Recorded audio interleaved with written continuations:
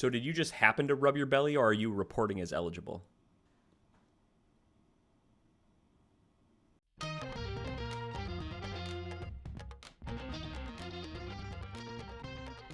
It's a new week.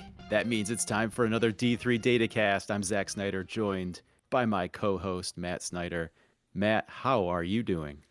I'm doing very well, Zach. I feel like we've had a lot of great conference action. I don't think I was prepared for how good conference play was going to be. We saw a great non-conference schedule. We talked all year about the best games we would see in November and December at great tournaments like the D3Hoops.com Classic and the Great Lakes Invitational, et cetera, et cetera. And then all of a sudden we hit conference play, and there's still great games. I guess I was expecting that, but I wasn't maybe really ready for it. And it's here, and it's happening. We're in the thick of Division III season, and I love it. I love it, Zach. Yeah, non-conference play is fun, but there's something that just feels cozy about conference play, right? You usually get Yeah. into kind of, Yeah. what we're used to is a Wednesday, Saturday cadence. You get more predictable schedules. Oh, it's Wednesday night. We know we've got MIAA games, or it's Friday night and Sunday afternoon, although we have to wait for another week for that to get into for UAA play or just whatever it is. There's just something cozy and familiar that Yeah. brings feelings like that out for conference play. And I wasn't expecting just to kind of get that feeling all of a sudden from week one, but here we are.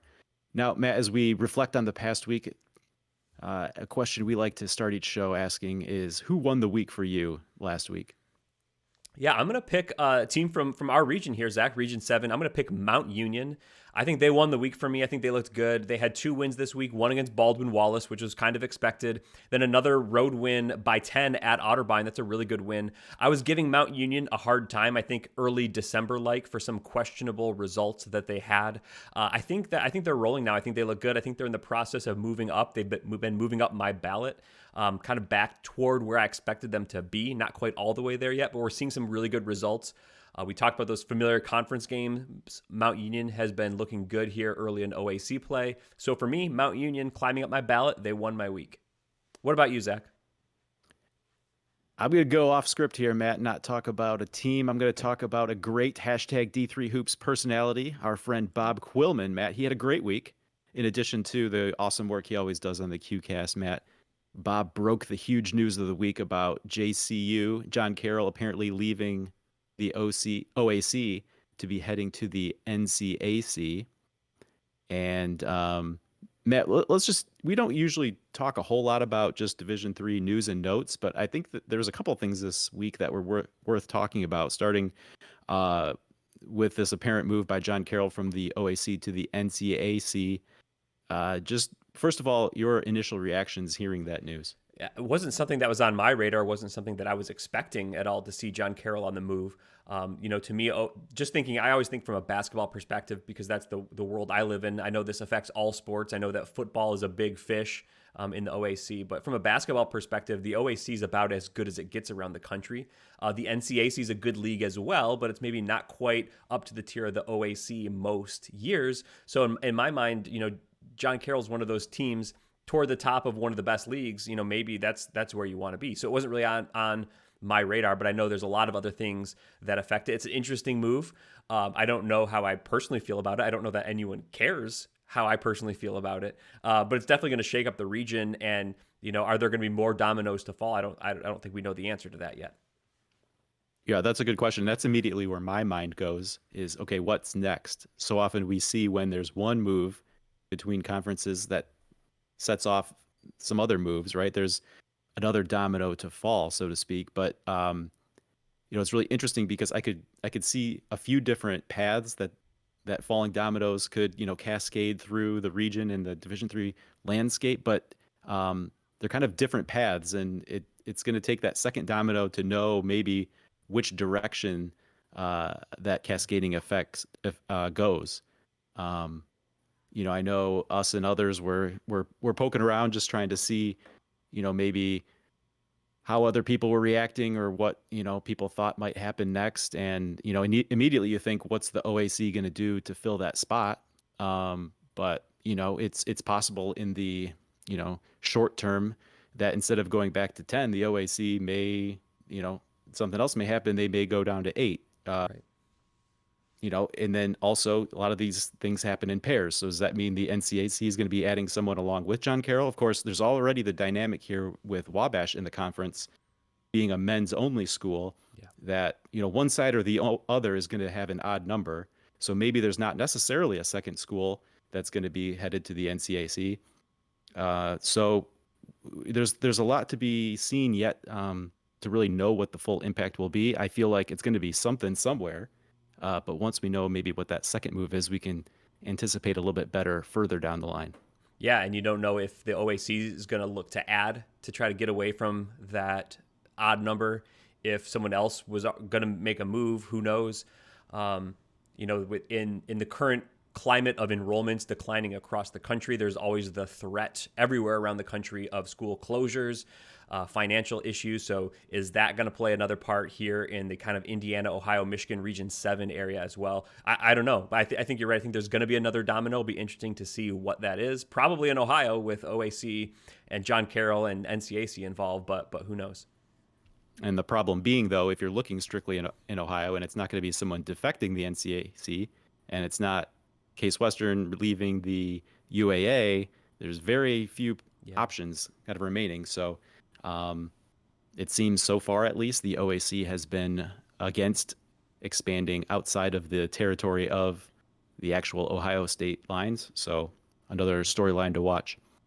But Matt, the reason we wanted to talk a little bit of news and notes here is because that's not the only topic that affects Division III. The other being this week, Matt, ESPN was awarded a new 8-year championships rights deal. Of course, that headlined by the Division I women's basketball tournament, but it's an overall package that includes championships across NCAA, and that includes Division III men's and women's basketball. As it appears right now, I think we probably expect that semifinals and finals games for men's and women's Division III basketball will appear on ESPN Plus, their streaming platform. And this rights deal starts in 2025 and will run through 2032. Matt, any initial reactions when you heard this news?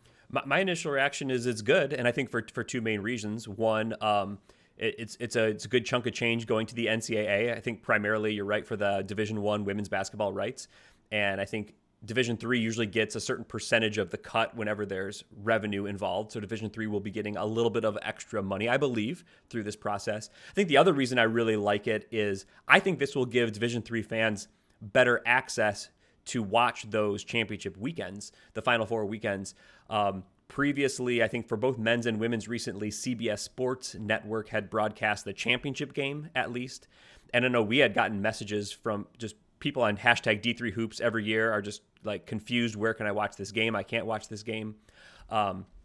And I know similarly for people like our parents who have gotten interested in Division III basketball through us, they didn't attend or they didn't graduate from Division III schools, trying to watch, just check in and see what's going on with the game. I feel that probably more people, more Division III fans around the country have access to ESPN Plus or could add ESPN Plus to their current package or programming at a relatively low cost or a relatively low barrier to entry rather than CBS Sports Network. For my opinion, you had to subscribe to cable and you probably had to have a premium sports tier to get CBS Sports Network. At least that's how it worked around me to get it for my cable package. Usually the base tier of a cable package has ESPN. I currently don't subscribe to that, but I subscribe to the Disney Hulu ESPN Plus bundle. So I have ESPN Plus, and I think there's probably a lot of families that do that as well. So I think, yes, it is sort of like a pay tier. I know Dave McHugh talked a lot of these similar thoughts on Hoopsville. I tuned in his last episode. I think a lot of his thoughts are very similar to mine. Yes, it is a little bit of a premium tier, but I think it's probably more accessible than CBS Sports Network was for that. And I know we're used to very free Division III games, but I think this is probably not that much for what I hope is a quality broadcast and a broadcast that a lot of people can access as well.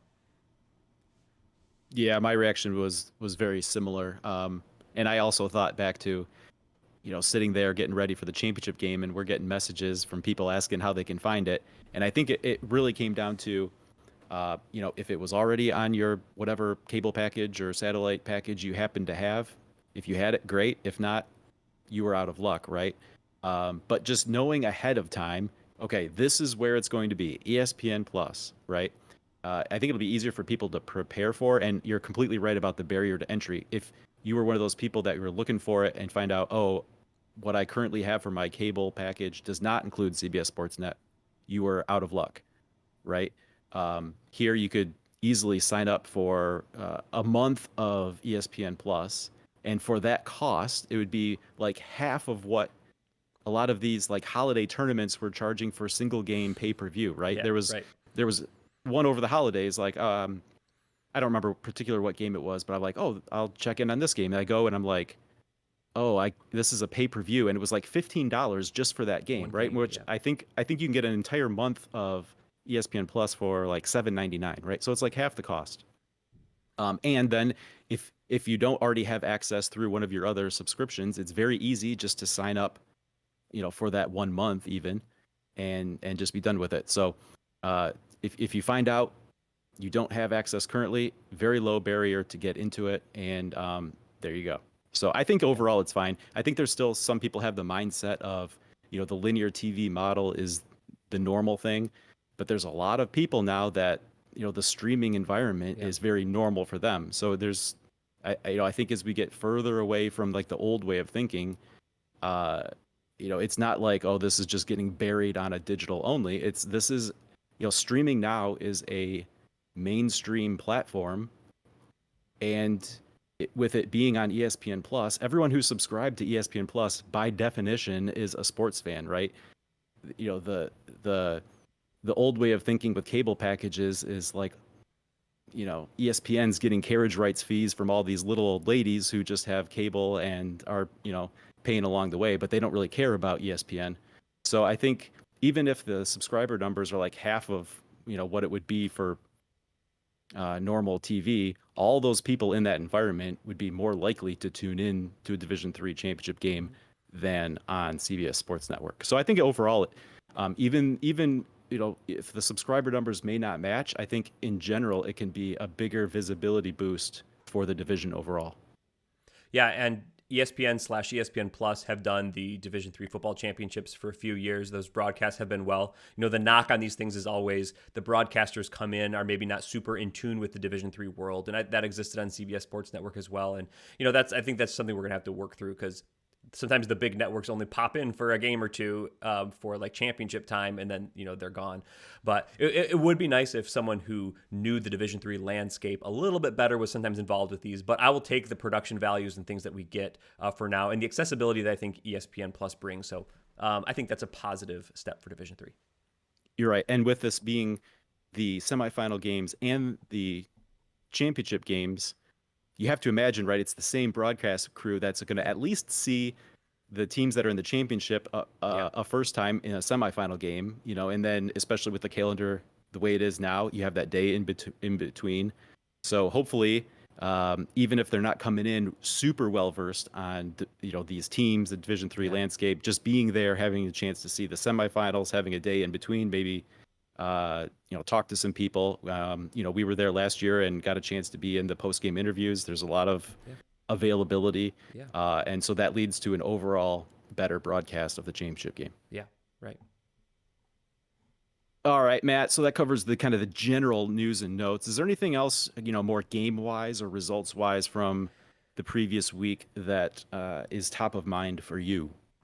I think some things, just we'll probably talk about it a little bit later in the show, but we know Hood had a huge win over Widener, and we saw Virginia Wesleyan take a home loss to Ferrum in the ODAC play.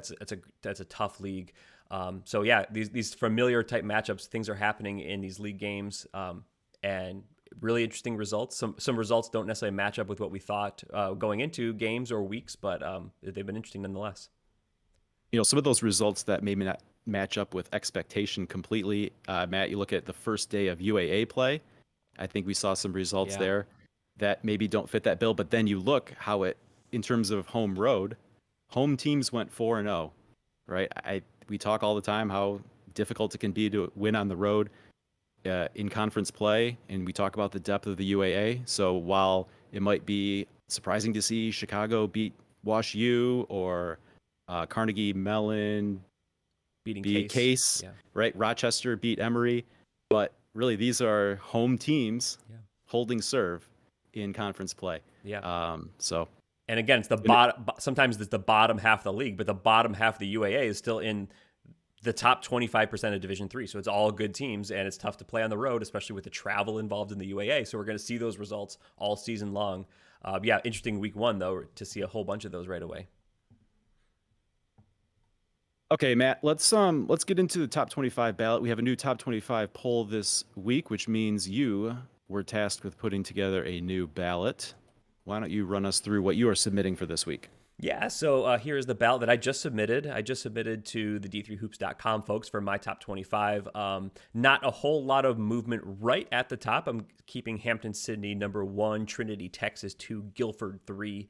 And then I think I was maybe in some Virginia Wesleyan range there in last week's ballot, but going fifth with Randolph Macon. They move up a couple of spots. I had to keep 3 ODACs in my top 5, so I had to move Randolph Macon right in there. That's how it seems, at least.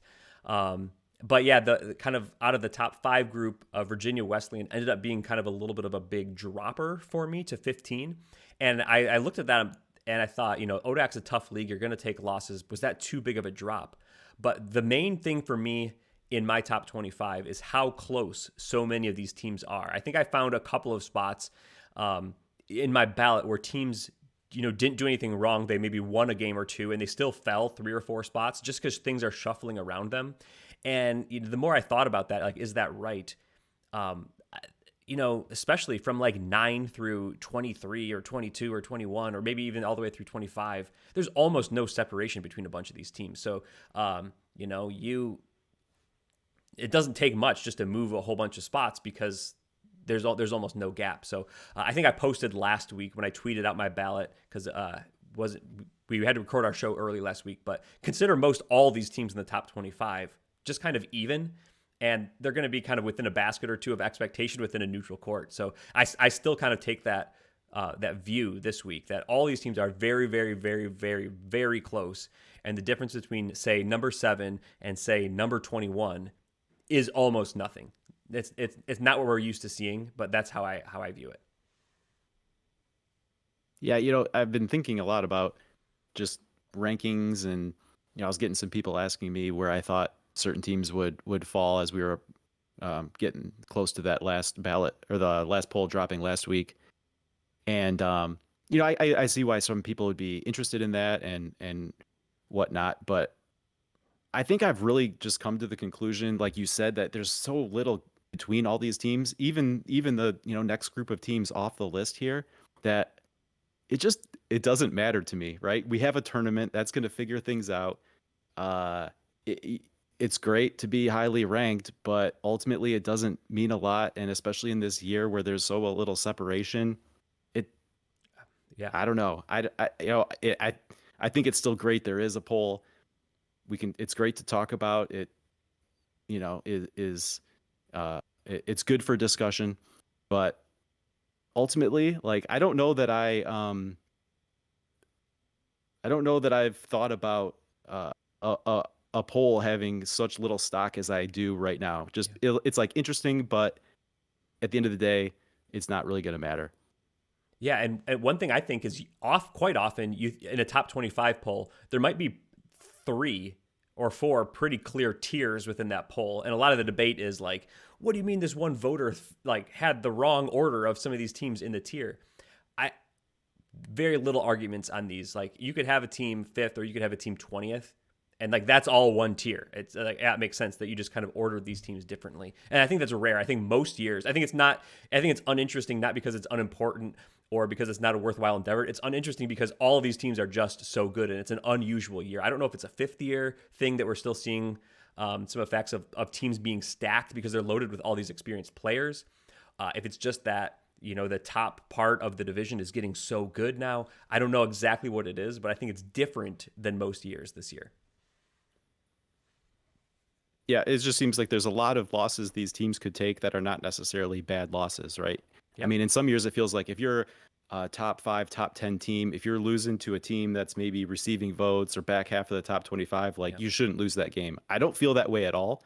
And I guess that's why I feel like there's just so little importance on it, because Yep. there's there's just not a lot of separation between the teams. And, top 25 creates an arbitrary cutoff point where you're, in the poll or out of the poll. And there just Mhm. isn't that level of granularity. All right. But I do want to pick out a couple teams, Matt, just as a point of discussion. I think maybe seeing Trinity, Texas at number 2 there may surprise some people. And so I wanted to give you a chance to talk about the Tigers down there in Texas. Yeah, to me, well, we'll talk about a little bit of this later in the episode when we get to Region 10. But they have some great results already. They had a really great week out at D3Hoops.com Classic. Number 2, within the same conversation of all these teams being fairly even, you don't have to put them up at number 2. I think they're having a strong season. I think they look really good. I debated this week, should I go Guilford 2 or Trinity 2? I opted to just stick with Trinity just because they had some of those really good results kind of just before the new year. And they've been really good all season, right? That's how you get to number 2.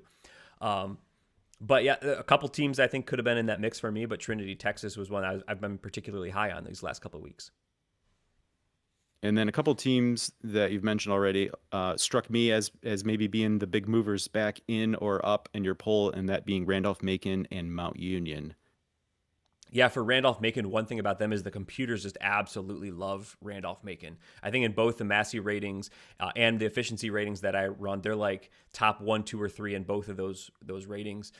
They played a really tough schedule. They've been competitive against most of that schedule. They haven't really, they lost some games. What is it? Maybe 3 games already this season that they've lost. I have them in the top 5, but they've all been to good teams and against the teams that aren't like quite top tier, they've been usually winning by good margins. It's the kind of stuff that the computers like. I think Randolph-Macon's going to be right there. It's a tough league. I have them 5th in the country, but maybe that still finishes 3rd in their conference.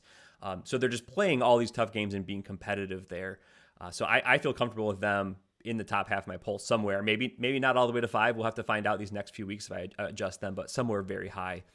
And for Mount Union, they had some what I would call questionable results, but really not a lot of losses early in the year. I think the Wilmington loss was bad, but at this point in the year, a lot of people have taken some losses, and Mount Union has also done other things and gotten some positive results. I mentioned, a 10-point road win at Otterbein. Otterbein not a top 25 team, but they're a very good team.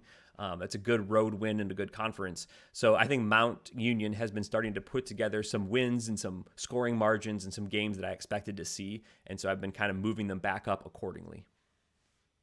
And then, Matt, one that struck me as a big mover down would be Tufts. Now, I know they've taken a couple losses. Is it as simple as that, or anything else that you've been, maybe Yeah, reconsidering about the Jumbos? no, not too much reconsidering. Again, definitely when I kind of put them, I did my first run through and then I kind of reorder some teams, and I definitely paused at Tufts and thought, like, am I overreacting too much here? 20, I think, 2 weeks ago they were probably in my top 5. Now all the way to be at 20, is that too much? One of those losses was to Cal Lutheran, who's like in the teens in my ballot as well. That's not a bad loss. That was a road loss at California by like 4 points. That's not terrible. And then this week it was to Connecticut College, I believe, was the loss. It's a 5 to 20. All these teams are so close. It's not a big movement in what I think about their overall quality. It just happened to slide past a lot of teams that are also similar quality.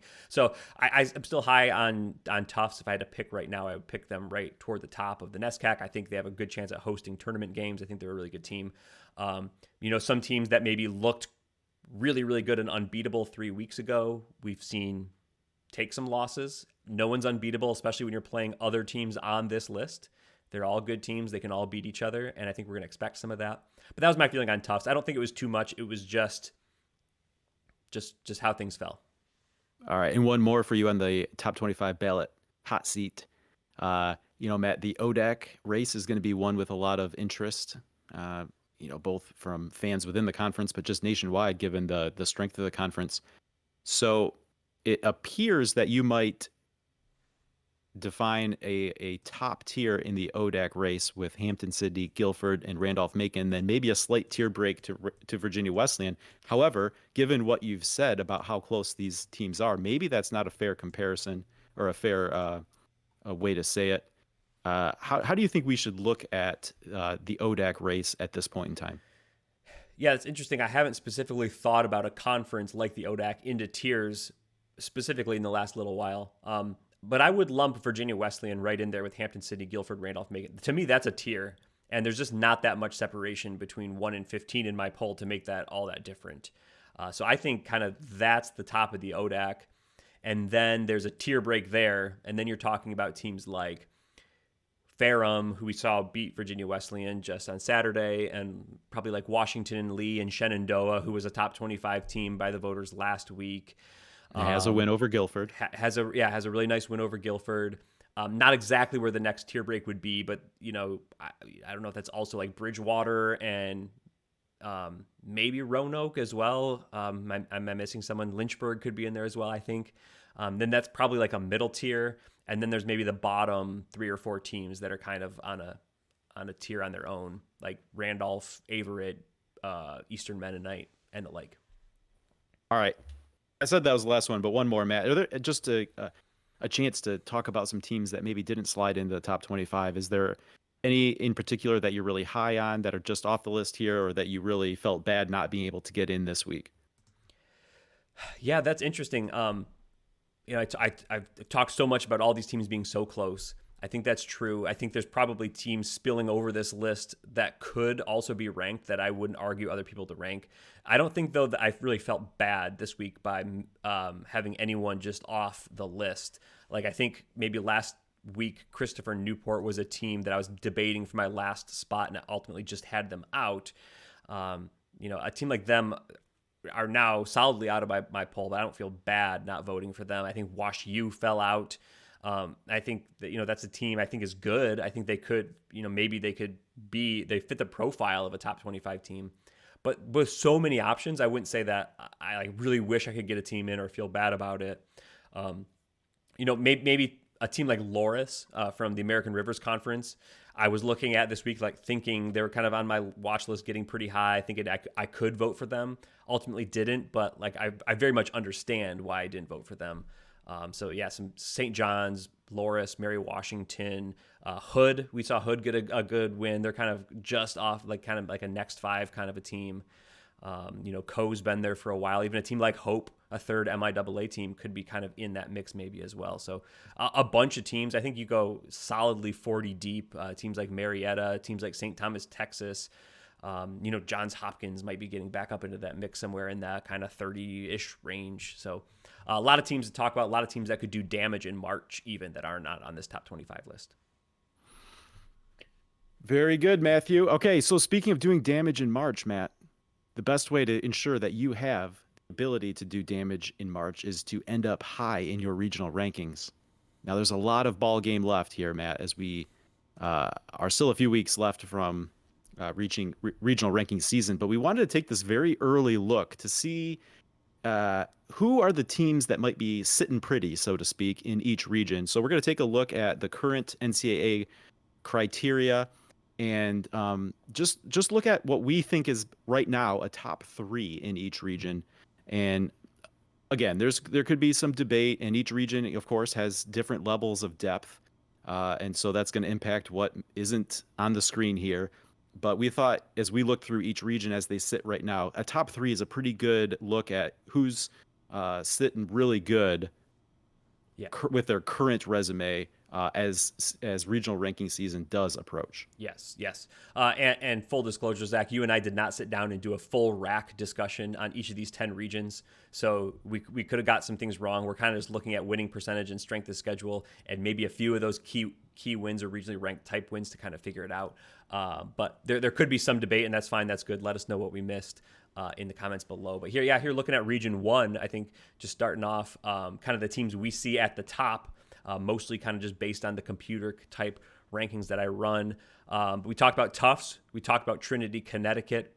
And then I think a third team would be Connecticut College right there in Region 1. All NESCAC teams. I think Region 1, as is so often is the case, is going to be loaded with NESCAC teams kind of top to bottom. But yeah, interesting. I had just kind of voted for Tufts 20 and Trinity, Connecticut, maybe like 4 or 5 or 6, something in that range. But I see the order being reversed when it comes to kind of this regional ranking type thing. And I think the very obvious reason, just looking at these numbers, one of the primary criteria is strength of schedule. And the way the strength of schedule is computed for the NCAA right now, Tufts has like a 591 strength of schedule, whereas Trinity, Connecticut has a 492 SOS. And I think some human voters are even sensing that and have been hesitant to move Trinity, Connecticut very far up because we haven't really seen them play any of the top tier teams.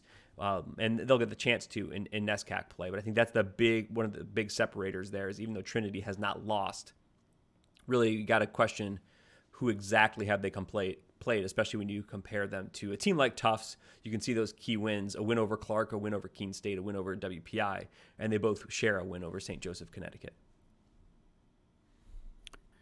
Yeah, and just to be clear, we're looking at the season to date as we're presenting a top 3 here, but we also just, since we're tracking projected data through the rest of the regular season on d3datacast.com, we also wanted to present that here. Matt, we should also note that we did see a manual adjustment here because the current fake rating that you have to kind of mimic what the committee's work would do doesn't include any regional ranked opponents because that data doesn't exist.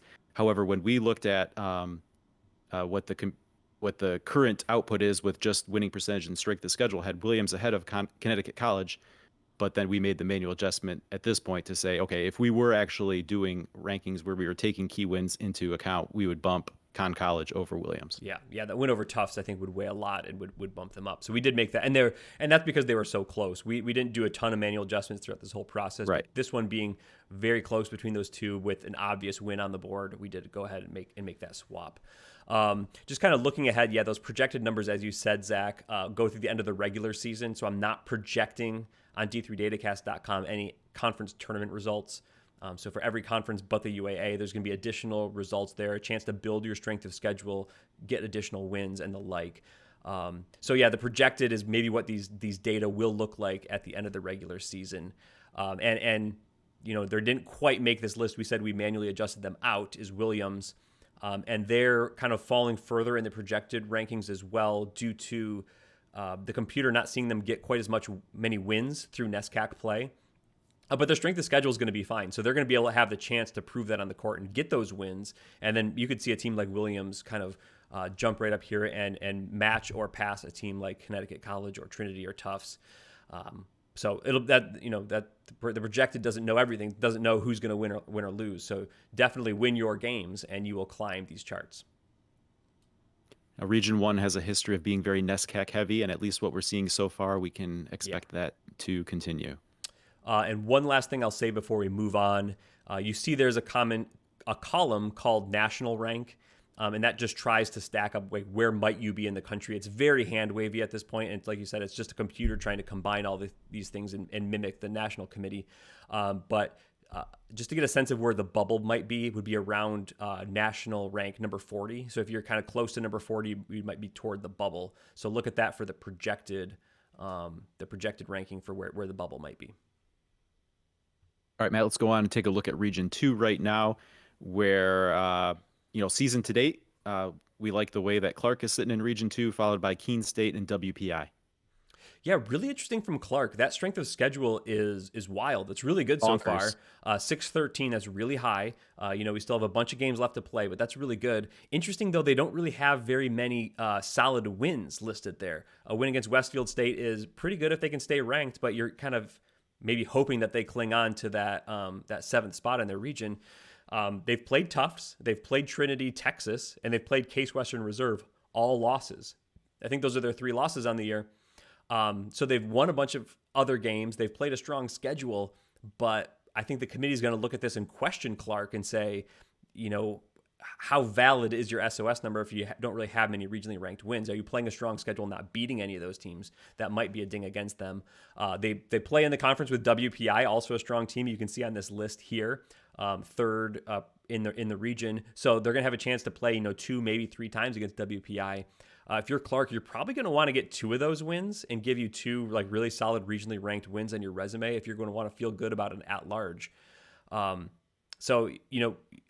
Every conference, right? Win your Pool A. That's my advice to you. But obviously, if you don't do that, you're going to want to have these strong wins. So Clark doesn't have that, even though they have a really good resume besides.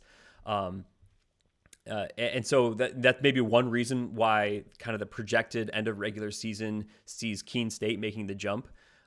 They have some really, really, really good wins already banked. UW-Platteville, Connecticut College, and then maybe two additional if Western New England and Westfield State can both stay ranked. So it's a really good resume for Keene State, even though their strength of schedule is not quite as high and won't stay quite as high as Clark's probably. You could see them on top of the region at the end of the year. Yeah, still a very acceptable SOS number. So looking good for the Owls there. Um, all right, Matt, we'll have more to say about Clark and WPI later in the picks Oh, okay. That's a preview. That's a preview. preview.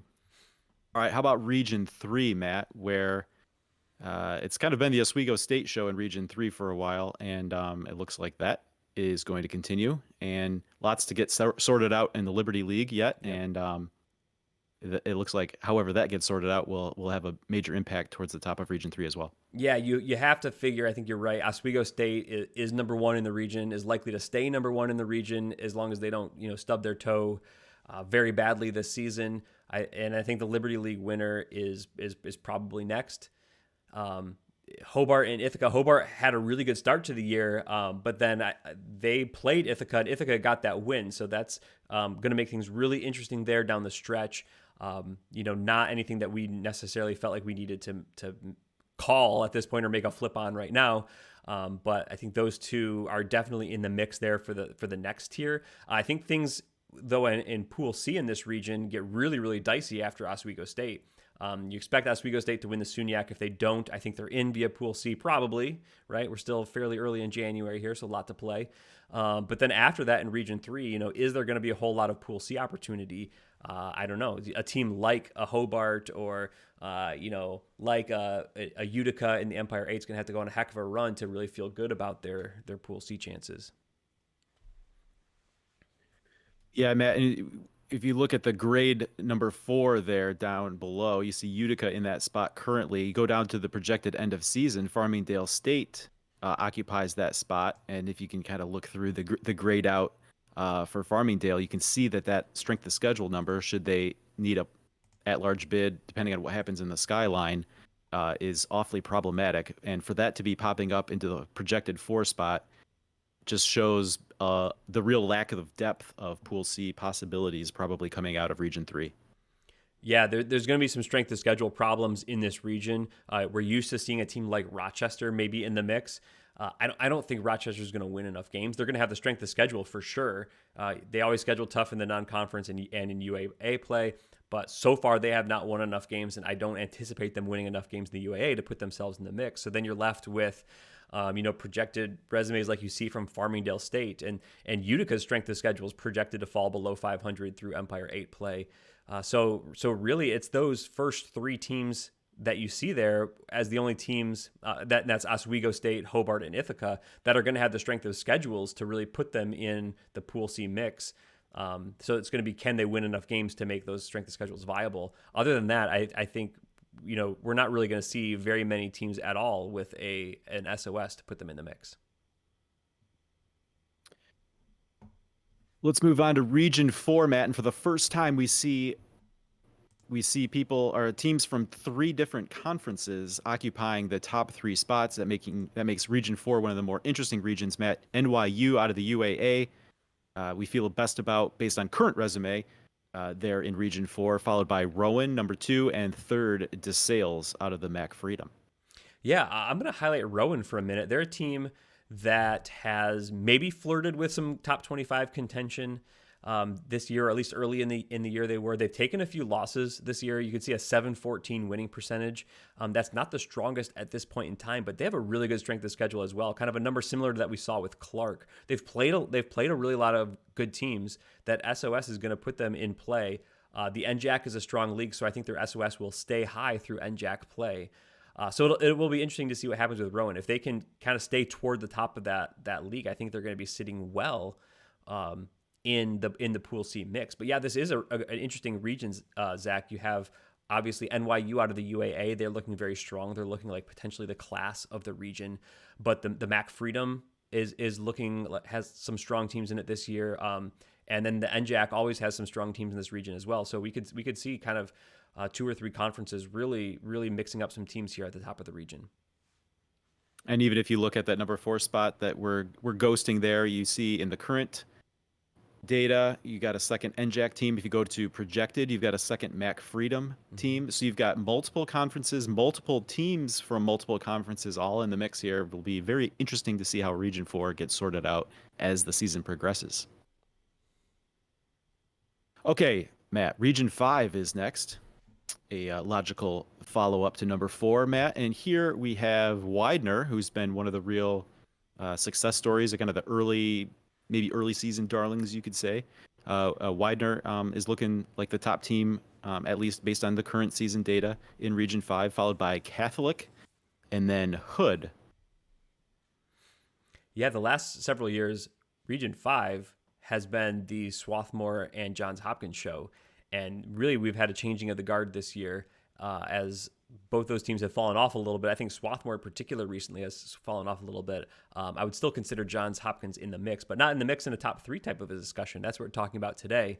Widener's looked great. Catholic has looked great. And we saw Hood now get a huge win over Widener. So these are all teams I think we could easily be seeing ranked highly in March. Last year, interesting to me, last year Catholic was one of those strength of schedule teams that just didn't have the strength of schedule to really put them too strongly in the mix. And this year they've gone and they've gotten that. And I think both current to date and what we project toward the end of the season, Catholic looks like they'll have a strong schedule. So interesting dynamic in Region 5. I really like it. I like it that we have new teams in the mix. Matt Commonwealth in particular has come on really strong this year. We could see several of these teams make it. And then look there in the projected, I guess we do see ghosted out Johns Hopkins maybe sneaking back in here. But for me, I think there's going to be a clear like Hood, Catholic, Widener top 3. All those teams look really strong right now, and I expect them to be very competitive for national rankings and Pool C possible spots by the end of the season. Two of these teams probably could host pods in the NCAA tournament. So I think this is a really interesting dynamic here in Region 5. Yeah, Matt, I feel like every year there's little idiosyncrasies or little lessons we learn along the way in the rankings signaled by the national committee. And I feel like one of those last year is that for those of us on the outside looking in, sometimes maybe we can overrate head-to-head results and just think, like this is a perfect example with Hood. Hood already has a win over Widener and over Catholic. So it'd be easy to say, okay, Hood should be above Widener and Catholic. But again, that's just part of the overall resume. You look at Widener and Catholic have slight winning percentage advantages over Hood, but the SOS advantages are pretty big right now, to the point where you could understand that maybe that does trump, I guess you have to say, a head-to-head win.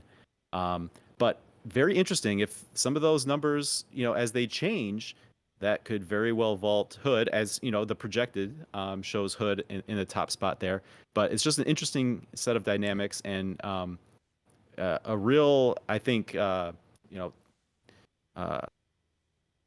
I think a couple years ago, Mike Schauer talked about those, regionally ranked wins being gold chips. Here you have those regionally ranked wins against head-to-head opponents within your region.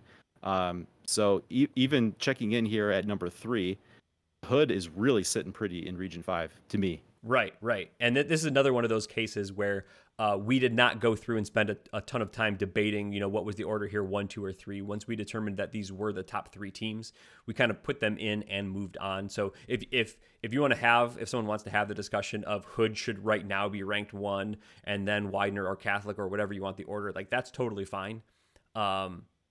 Didn't spend a ton of time there doing that. So I think you could make that argument, but Zach, you're right to point out that the SOS gaps at this point in time would make that a discussion and wouldn't just automatically necessarily vault Hood to the top. I think another reason why we didn't spend too much time right now is, there might be a second game between Widener and Hood coming on, and that's going to change things. And we'll try to discuss the nitty gritty down the road. Right now, getting, just based on what the numbers say, who's in that mix, and these 3 are definitely separating themselves from the pack.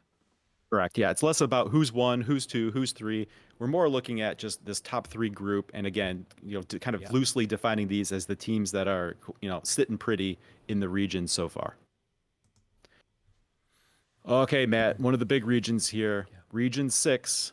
Uh, we talk about about deep regions. This is certainly one of them. The battle for a top three spot, as we see it so far, is fierce.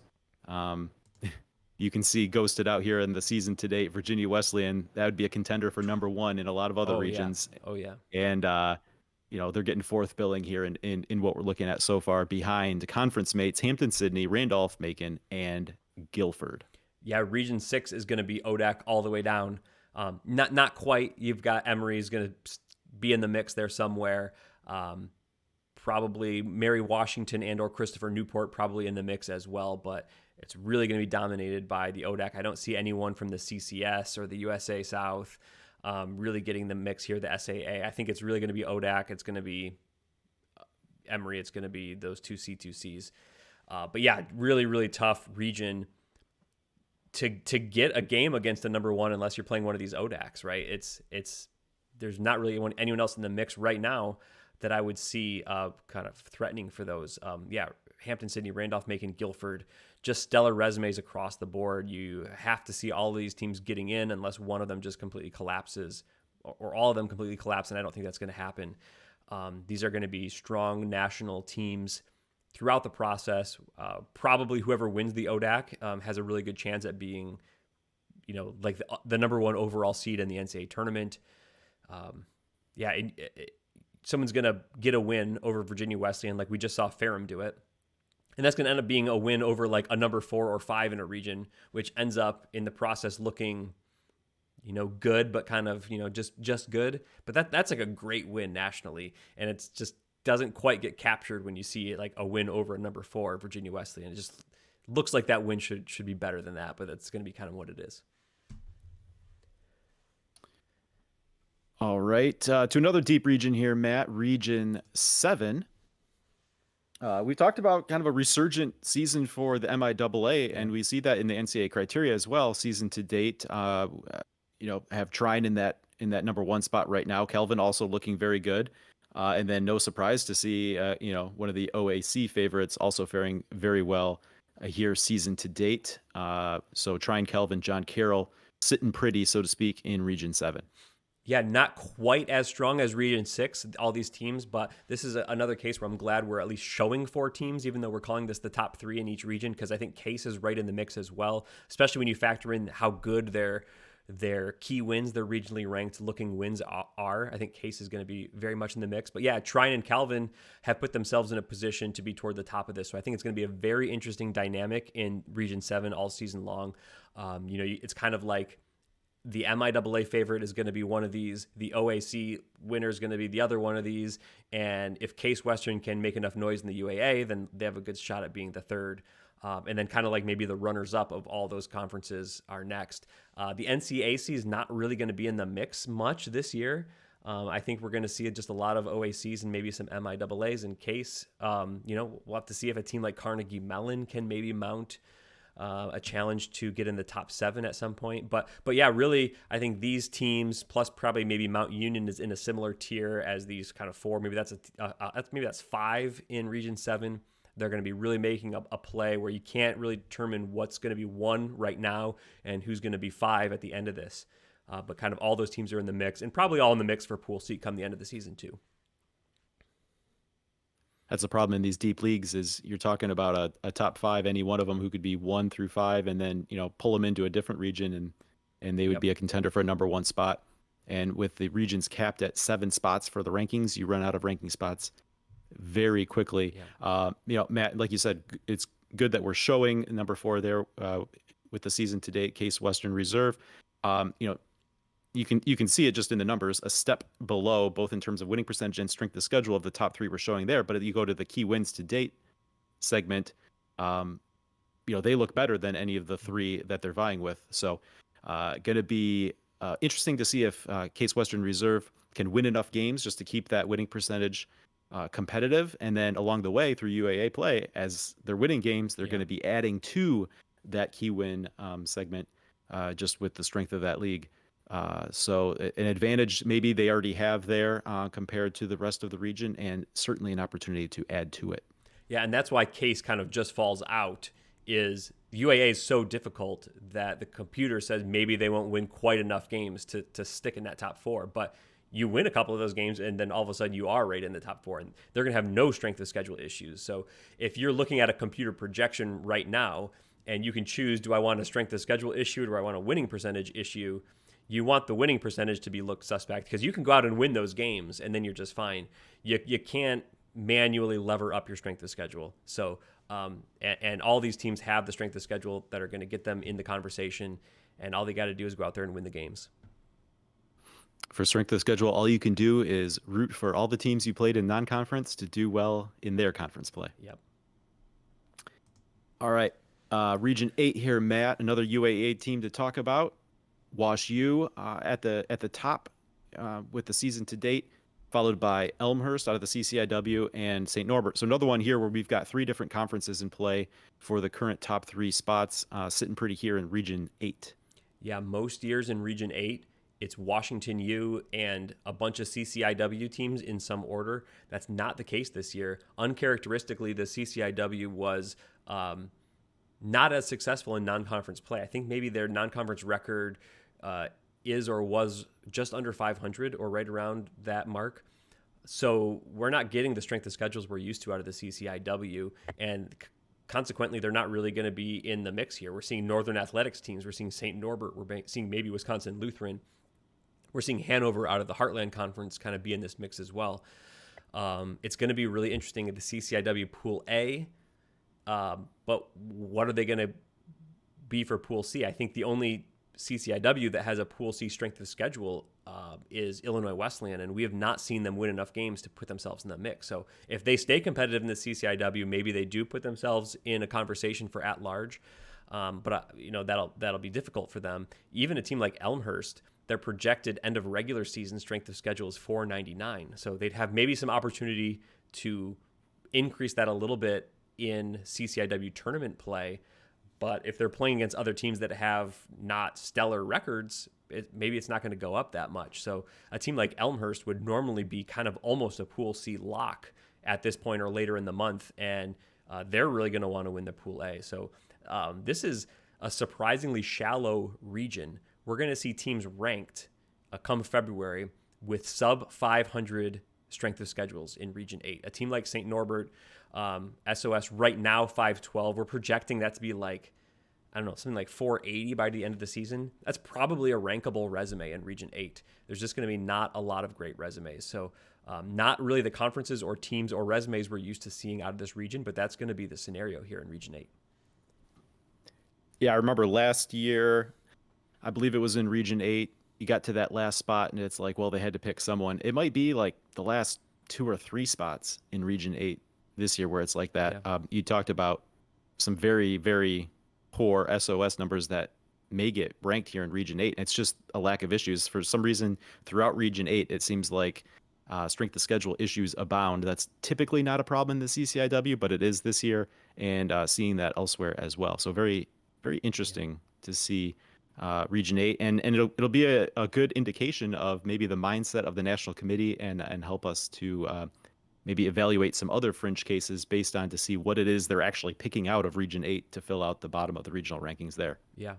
And even a team like Wash U, we're saying currently is the number one team in this region. We project them to be the number one team at the end of the regular season, which is the end of their season.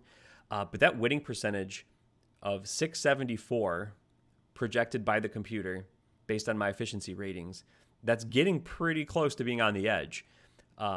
If they win a game or two more in the UAA than we kind of think that they will, they're going to be fine. They're going to be great. They're going to host games.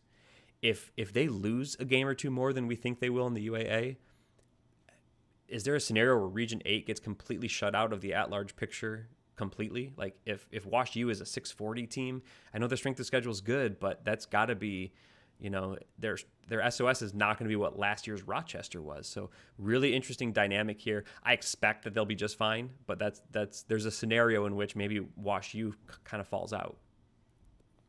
They are helped with the fact that being in the UAA, probably a lot of the wins that they do get would also Will be boost ranked. Yeah. the regional rank, the RRO Yeah. category, and so they're kind of boosting two things at a time with each win, whereas that may not be the case for other teams looking to boost their Pool C viability. Yeah. Not quite as much. Right.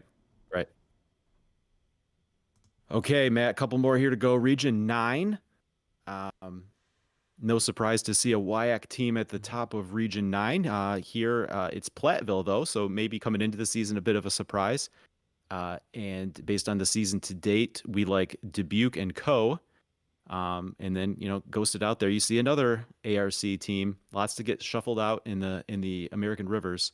Um, Dubuque, Co. and Loris rounding out the top four, we'll say here in the current season to date, Region 9 projected regional rankings. Yeah, UW Platteville looks great. They're building a really strong resume. I think their strength of schedule will continue to stay strong through WIAC play. They have a really good win against Calvin. They have another good win against St. John's, which is another Region 9 team to kind of keep them buoyed there. So I think Platteville has the inside track there to stay atop of the region. I think they probably have the inside track to be kind of in the like a host in the upper Midwest region. We always kind of need like a Wisconsin, Minnesota, Iowa type host, and UW Platteville could be that. But then we've got a lot to decide in the American Rivers. Dubuque and Co. both look great. Loris has been mounting a lot of wins. Their schedule's not quite as strong as the other two, but I think the ARC is going to have a bunch of teams in the mix right now. Notably absent from this kind of top half of the region look is UW Whitewater, a team who is ranked quite highly in the national top 25 poll all season long, but they're not on this list despite having a pretty good record. And the reason is that we go by the primary criteria, and that's Division III winning percentage, Division III strength of schedule, as defined by the NCAA, and UW Whitewater does not have a strong strength of schedule. I currently have it as 461 year to date, and only projecting it to be about 508 toward the end of the season in conference tournaments. They're going to really need winning percentage to carry the day. 461 is nowhere close to rankable. 508 is a lot lower than you want it to see. So you're going to need to pair that with a 900 winning percentage to really be in the Pool C mix. So there's a scenario, we saw it last year. I think Guilford was a team that was ranked in the top 25 and didn't make the tournament because just their criteria didn't quite stack up. There's a world in which that's UW Whitewater, a team that's solidly in the poll, just doesn't quite have the criteria. They could easily win the Pool A. UW Platteville could easily win the Pool A. But of those two teams, Platteville's got like what's looking like a no doubt Pool C resume. And UW Whitewater, even if they win 80% of their games, they could be a team that's kind of on the outside. So notably absent there, kind of behind some of these American Rivers teams. But Whitewater is a team that could make a really strong run in the WIAC. That's a tough league. It's tough to get a ton of wins there, but they're going to need, I don't know what the number is, 11, 12 wins in the WIAC to be able to put themselves kind of on the national Pool C at-large bid mix. Yeah, I think the big message that I'm taking out of what we're seeing right now is that, especially if it's one of Dubuque or Co., but the American Rivers is looking really good to be a multi-bid league this year. Yeah, I think so. I think they're, I won't want to say definitely getting two in, but I think two is a distinct on track possibility, and I think three is very reasonable for the American Rivers as well. Yeah. All right, Matt, our island region here. Say hello to our friends in Region 10.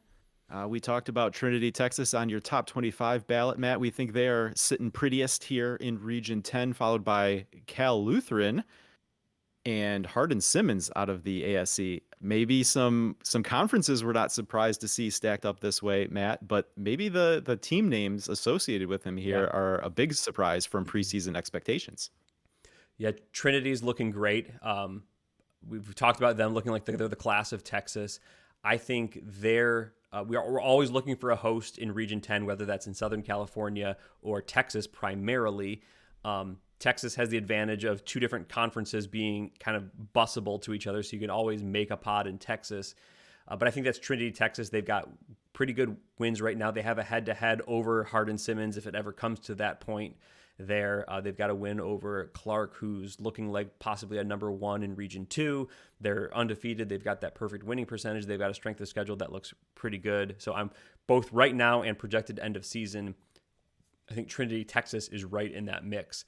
Cal Lutheran was maybe not on our top 3 radar for the SCIAC coming into the year. We were talking, I think, more about like Claremont Mudd Scripps and Pomona Pitzer and Redlands, but Cal Lutheran has been the one that's put together just a great resume. They've beaten Redlands already. They had a win over Tufts at home. Tufts came out to Southern California. So that's a really good resume that they're building. They're a team I don't think is currently in a position to host, but if the SCIAC gets 2 teams in and Cal Lu makes a really big run at it, maybe there's 2 Region 10 pods. That's possible. Maybe it's not in Texas. Maybe it's in Southern California. So I think Cal Lutheran is still in that mix as well. Maybe they could be hosting tournament games. I don't think that's likely at this point, but that's a possibility as well. And then Hardin-Simmons is our current kind of projected number 3 team right now. But you can see there, their season to date key wins is blank. They don't really have a win over a team already that is projected to be ranked in their region. And really that whole conference, the whole ASC, I don't think really has many kind of regionally ranked wins banked to speak of. And we're, basically through, I don't know if they still have non-conference games to play or not, but we're basically through non-conference play. So they're going to have to get ranked wins within themselves, and they haven't really beaten other conferences. So I think we're going to see the ASC fall off a little bit. I think we're going to see Hardin-Simmons see that SOS number drop too, and make them less and less viable. Maybe they stay ranked. Maybe they stay kind of in the mix there in Region 10, but I don't know that they stay Pool C viable, and I don't think that they stay kind of top 3 viable there. We'd be more likely to see another SCIAC team pop in, or here maybe the Northwest Conference champion pop in, like a George Fox, who has a good win over Emory already.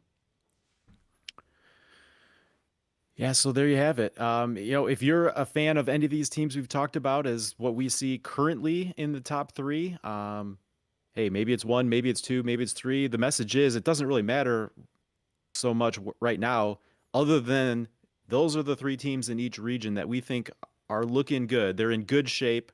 Keep just winning your games, and by the time we do get to regional ranking season, you can expect to see those teams in there somewhere down the line. We will certainly be revisiting all the numbers as we actually get to that date of regional ranking. This is just an early look ahead, trying to see who's looking really good, sitting pretty to be able to be ranked, and hopefully this top 3 picture is helpful in that regard.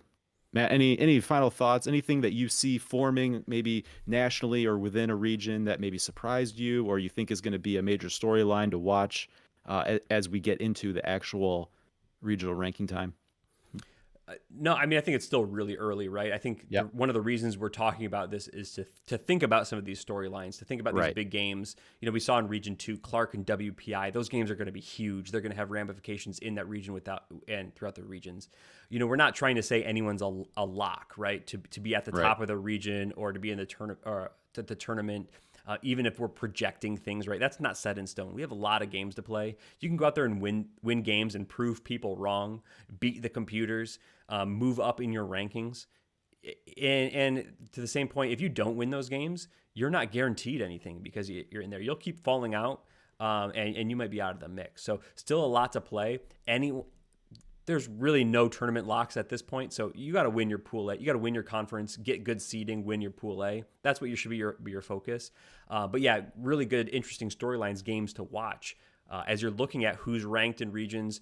Which of those regionally ranked games are getting better and better. You want to beat other top teams. So I think that's kind of what we're looking at this time of year. Absolutely. And we see once we're in the thick of it, we see how much things can change just week to week. So certainly there's a lot that can change between now and, over the next month, basically, till we get to that nitty-gritty time.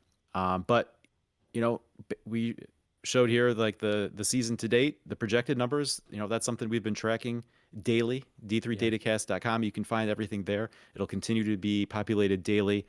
We've got national views. We've got regional views. We got down to conference views to see all this information, however it's most helpful for you to see it.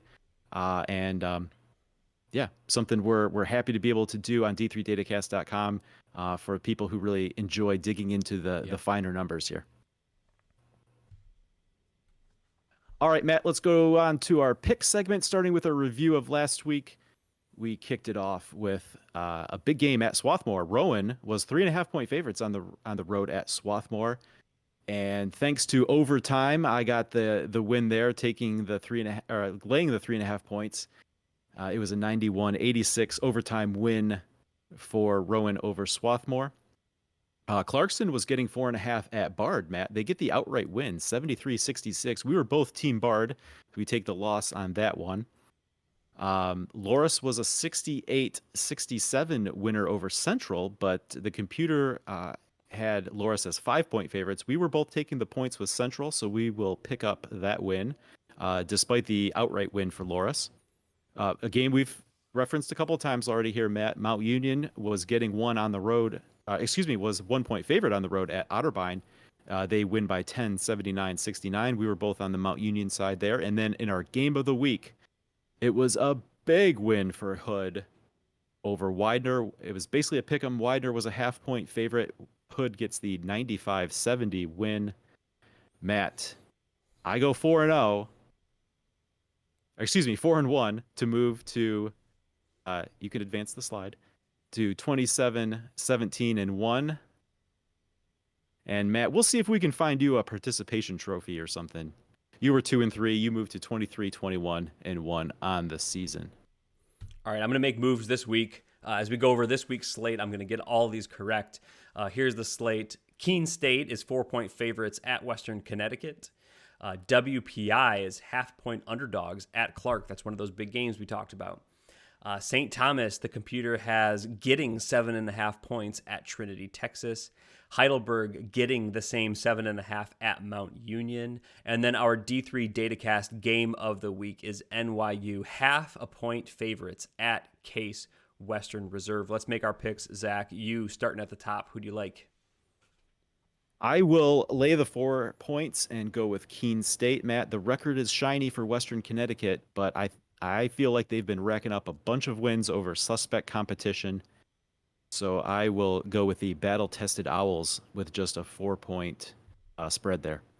I watched these two teams play some great games on stream last season, but I think I'm going to go with you as well. Keene State, even though they're 4-point road favorites, I think they can cover that. I'm comfortable with that. Game number 2, Zachary. Matt, a 0.5-point spread here makes this one basically a pick'em. I will go with the home Clark Cougars. We've talked about the level of competition they've played, but they're still looking for that signature win. Matt, win over WPI, I think would qualify. This one's back at home as opposed to flying all the way to Vegas to take on some of the better teams that they've played this year. Pick 'em here at home. Give me Clark.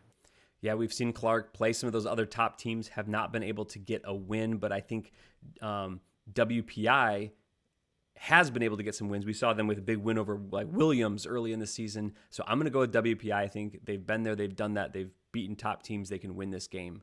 I'll go WPI. Game number 3, Zach. Yes. Matt, this is one where I feel like the 7.5-point spread is just too big for me. I really think Trinity is an exciting team. I like what they're doing, but St. Thomas is pretty good too. And for 7.5 points here, I'm gonna take the points. Zach, you are correct that 7.5 is a big margin. I was scared off by that margin as well, so I'm going to take St. Thomas. Even though I think Trinity was my number 2 team in the country, I think 7.5 is too big for me. Game number 4. Yeah, I think similarly about this one. 7.5 feels like too big of a margin over a team as for Mount Union, over a team as good as Heidelberg is. But maybe I'm falling into the trap, Matt, and Mount Union, as we've talked about. Maybe they've got it figured out now, and I'm falling into the trap. But for as good of a team as I think Heidelberg is, I think 7.5 is too big of a number. Yeah. I will take Heidelberg. Yeah, I like Mount Union to win this game outright, but 7.5 is a whole lot. They could cover this, obviously, but I think Heidelberg stays within that number, and Heidelberg covers. So let's go to our game of the week, Zach. NYU at Case Western Reserve. Who do you like?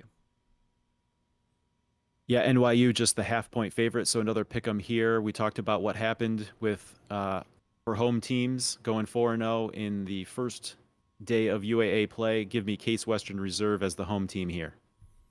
Yeah, definitely a great game. I'm going to watch this game for sure. I am going to go against you, though. I'm going to pick NYU on the road, wins this game outright. I did do some jostling in my top 25 this week. I said everyone's going to be favored on within a basket on a neutral court, so maybe I should. It's going to be real close. It's going to be real close. I think NYU can get the win, though. I'm going to go with the Violets on the road, winning at Case. That's my pick. We just know it won't be as close as half a point. Correct. I can say that with confidence. All right. We got a mailbag. We do have one entry into the mailbag here, Matt, from JR. I really like this question. This is going to be a good discussion here. Good thing to be able to talk about. Jay asks, why do we even need regional rankings? Can't the committee just pick from the Pool C teams as a whole? Yeah. So my first reaction is I don't think we need regional rankings. I think you could just pick from your pool as a whole. In fact, we're seeing and hearing discussions of Division III potentially instituting a pairwise type system, which would essentially do away with the regional nature of the selection process, in that you would just put the teams through the computer, and then the pairwise system would spit out your top 22 Pool C teams, or your top 64 teams seeded in order. So in that case, you wouldn't need that. I think in practice, though, I think one reason why they do the regional system, and I'll see if you disagree or agree with me, Zach, is then you have 10 different committees working on only their region. And then when you come to national selections, you just take the top available team from each region, and then you're just comparing 10 teams at once. And then you pick a team, you take them off the board, fill them with the next team from that same region, and then you pick again. It's kind of difficult to maybe take how many teams might be in a mix in their own region and in the country. That could be 100 teams at once, and then which 20 do you want to pare that down to? And then of that 20, which 5 or 10 do you want to discuss? I think that process might be difficult if you're doing this kind of human, we don't have a strict defined weighting process between a common opponent game and a wins versus regionally ranked game and a strength of schedule and winning percentage. It just pares down the amount of data you're ever discussing at once. So I think that's a big reason that they do it now. Zach, I don't know what you think about this, but that's kind of one of the impressions I had. No, I think similarly about it. I think that the regional ranking process is good for doing a first order sorting, so that you're only dealing with teams within a region. Also, we can see the differences between regions, so it gives coaches something to strive to. Okay, we got to be the best in our region, right? Instead of having to worry about what's going on nationally. Be as highly ranked as you can in your own region. And then once you get to those national comparisons, Matt, like you said, you get to the table sooner, and then you're just compared across the board against the top remaining team from each other region. But like you mentioned, there's rumblings and discussions and consideration for a change to the system that would be more of a national system. And in information that I know we've both heard, that may not even mean that the regional rankings go away. It'd just be a little bit in reverse, where the first order sorting currently is the regions, right? And then you go to the national comparison out of that. Well, whether you want to call it, whether it's actually, pairwise comparison, or it's just, single numerical national ranking, you could take that and then, strip out only the region 6 teams and then create based on that a regional ranking. Yeah. So, I really like Jay's question because I think it does get to the heart of, do we need regional rankings? Well, maybe not, but I think under the current system, it makes sense just to deal with regions, and then you can, line that top line for each region across the board. So you're only talking about 10 teams being compared, because whoever's behind you in your region, you've already gone through that comparison, and you've come out ahead, right? So you're just taking that top line comparison from region 1 through 10. Yeah. And whoever's up for consideration at that point has already been deemed to be above everyone else Right. in that region. So it works, I think, well as a first order sort. But right, if we get to down the line, if we're talking about criteria being combined into a single number, or having the computer do comparisons, in a objectively equal way across the board, where you can just fall out into a 1 through 420 whatever list, then yeah, I think the regional rankings probably go away or are superfluous at that point, even though we may see them, right? It's just a matter of taking that national list and stripping out every other team from every other region.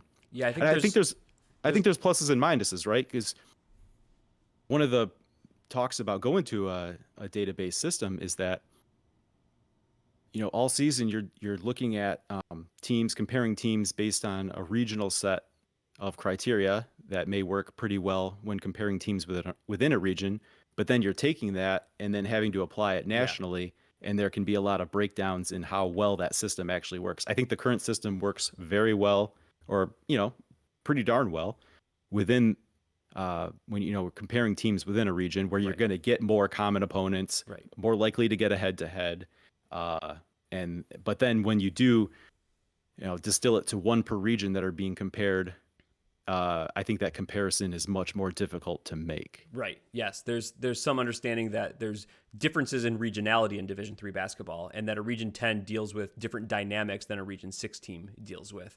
So the current regional ranking process, you're more or less only ranking teams that are dealing with the same types of circumstances. A similar SOS in Michigan is similar to an SOS in Ohio. But how similar is that to an SOS in Texas as far as who you do play and who you can play? And how maybe different is that to a team in New York in who you do play and who you can play? So I think that's really good within your regions, as you just said, Zach. But once we get to the national selections, even at this point, we do strip out that regional context and we don't look at that anymore. So we do consider SOSs the same, and we do consider regionally ranked opponents the same. So, I think it's built on the understanding that regions are different, but yet once so that's why we rank them in order. But then once we compare them to other regions, we don't really any longer carry that context through. And a pairwise system wouldn't even really acknowledge that context to begin with. So I think that's some of the reasons. But I think the answer is, you don't need it. I think there's, like you said, there's benefits to both, or drawbacks to both. But I think in the current system that we have and we use, I think you really do just even need it for like the logistics of how do you get teams ranked and selected. I think it makes sense. Good question though. Yeah, thanks, Jay. Okay, Matt, that's an action-packed episode that is now complete, made possible by our great supporters, people who have chosen to support the work we do both on this show and through everything we present on d3datacast.com. If you would like to support the show and the website and the data and access to all that, it's made available to anyone who wants to find it, thanks to basically these voluntary subscribers, Matt, through patreon.com/d3datacast. Special shout out to Barry Spence, who joined as a Great Job Team tier supporter this past week. But thanks to everyone and for their continued support. Yeah, it's just amazing when we started the show and this Patreon, just to see that people enjoy it, that people like to see the data on d3datacast.com, that people have decided to participate with us in being able to continue to provide that data ad-free and to make these episodes. We're almost on our third column of like Patreon friends here. So that's awesome. Humbling to see. Thank you so much, everyone who's done this. If Patreon doesn't work out for you, if you can't afford it, whatever, if you just like the episode, give it a thumbs up, share it with other people. That's great. Just there's probably a bunch of people who maybe would enjoy this type of conversation about Division III that don't know about it. and I think sharing it with other people would help them find us. That'd be great. I have a good time talking about Division III, Zach. I hope you do too, and I hope everyone out there in listener land enjoys that. But fun to talk about regional rankings. We're going to be seeing that in another month. But until then, we'll just enjoy the Division III basketball, and we'll say good job, team. Good job, team. See you next week.